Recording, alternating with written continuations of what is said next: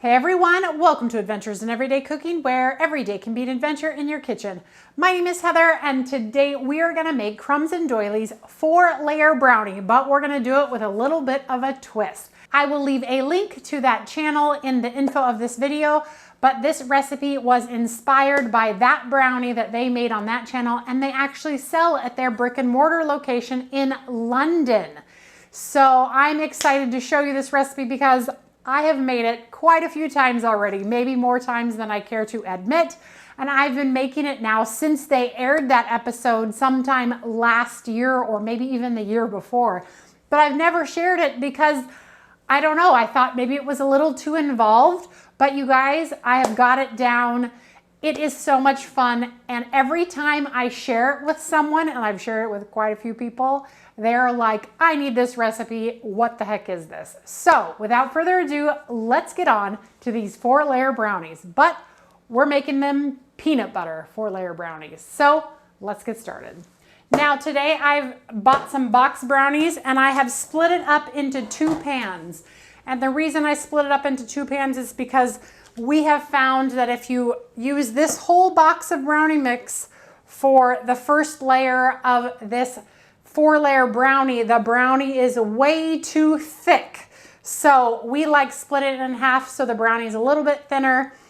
We baked it at 350 for about 15 minutes in 2 9x9 pans, and it turns out fantastic and just the right layer. So if you've made Rice Krispie treats before, we're gonna do the same thing, only we're gonna go ahead and add some peanut butter to this mix. So we are going to melt the butter in the pan, then we're gonna add in our marshmallows, let them melt almost all the way completely.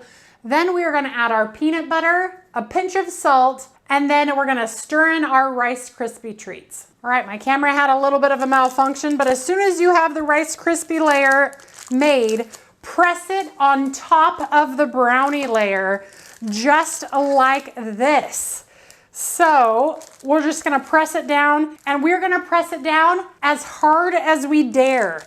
And this is a hot mixture, but it cools so fast that you wanna work rather quickly and you'll get to press it down and it will be fine. Okay, now you're gonna let that one harden until it is no longer pliable. So this is probably gonna take at least a half an hour. Okay, and now that both layers are cool, we are going to lift this out.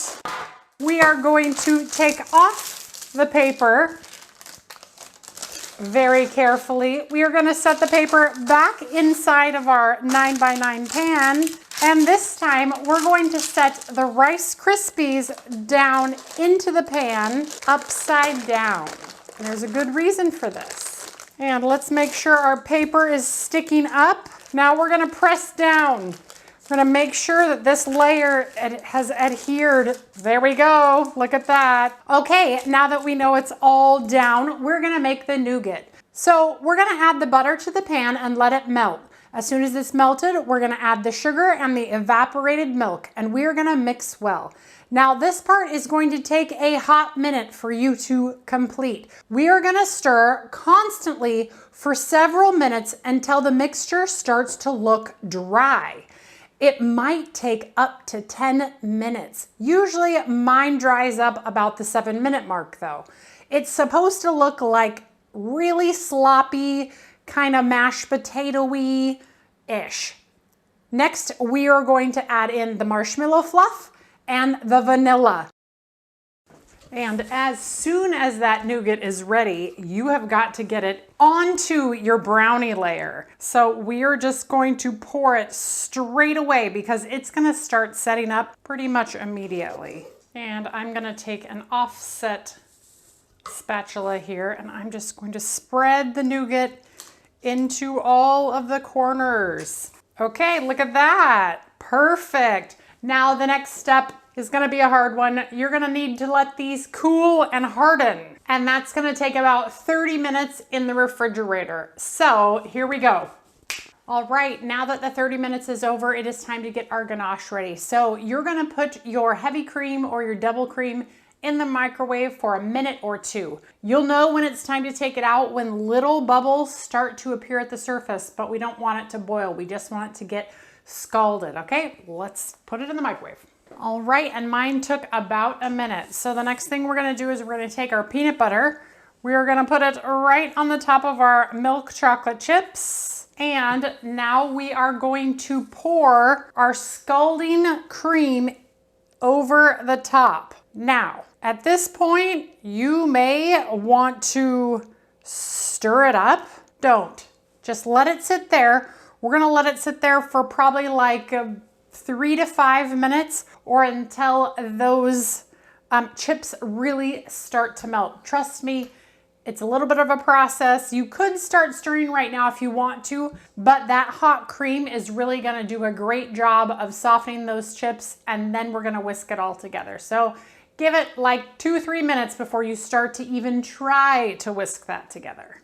Okay, and now that you've let it sit, we're gonna mix it up. I'm gonna use a little mini whisk, but basically I'm gonna put it underneath the peanut butter first and then bring it up and around. And you see how all that's already melted? Oh, here's one of those moments where I wish I would have used a bigger bowl. Darn. See, hindsight's 2020. And basically we're making a peanut butter chocolate ganache. Oh yeah. And we're gonna whisk this until everything is smooth and glossy. And it's gonna take a couple minutes because that peanut butter in there makes it really thick. See how it's already becoming much more smooth? Let's give it a few more mixes just to make sure we got everything incorporated. Look how smooth and gorgeous that looks. It looks almost like pudding. Okay, so now that we're done mixing, I'm gonna let it sit for probably another 2 minutes, and then we're gonna get it on top of our nougat. Okay, 2 minutes is up, and it is time to get this ganache on the top of the nougat. Now, I have a feeling that somebody's gonna ask me if they can make this without the peanut butter. The answer is yes, absolutely.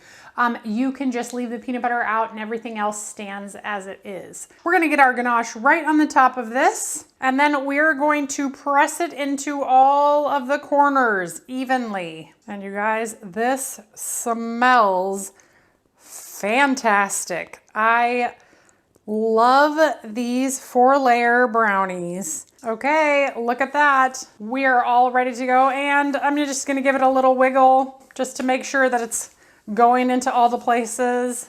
And it'll help my lines a little bit because I obviously am not the best spreader ever. And now back into the refrigerator. It's going to go for 2 hours. And the reason we want to put it in the refrigerator for 2 hours is because we want that ganache layer to harden so that we can cut it.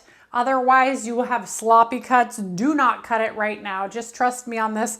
So back into the refrigerator, it's going to go for 2 hours.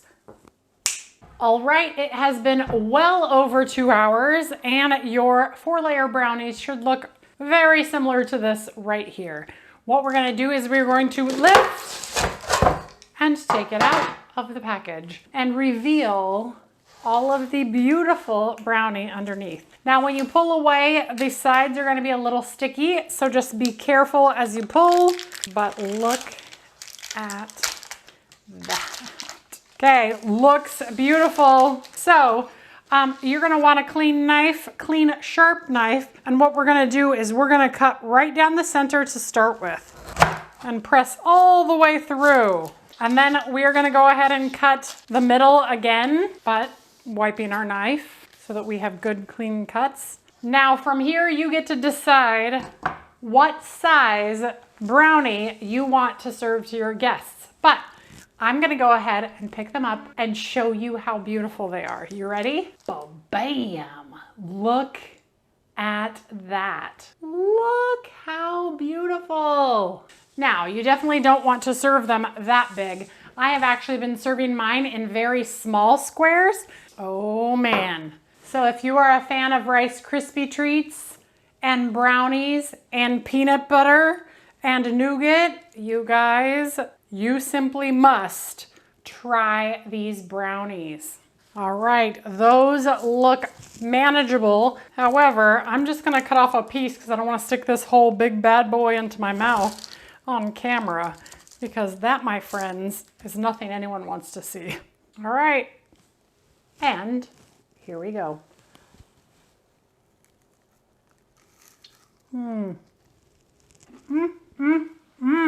Oh man, there's a reason I make these so often. They're so good.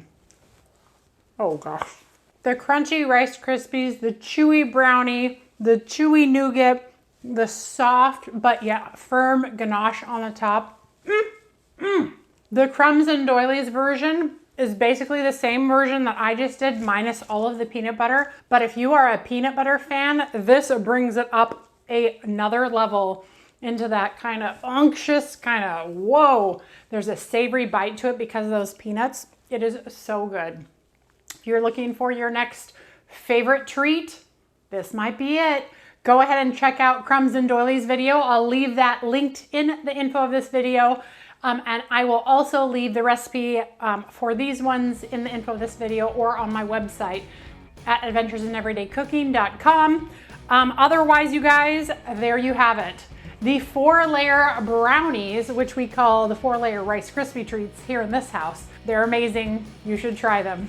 All right, you guys, if you enjoyed that video, give it a like, share it with your friends, and subscribe to my channel. I do videos several times a week, and I'm always looking for the next adventure. It's been a while since I wanted to share this video with you guys, but I knew with the holiday season fast approaching that this would be something that someone is looking for, because this is one of those things that you share and people are like, dang, you're amazing. And you're like, I know. Anyway, you guys, that's it. We'll see you later. Bye.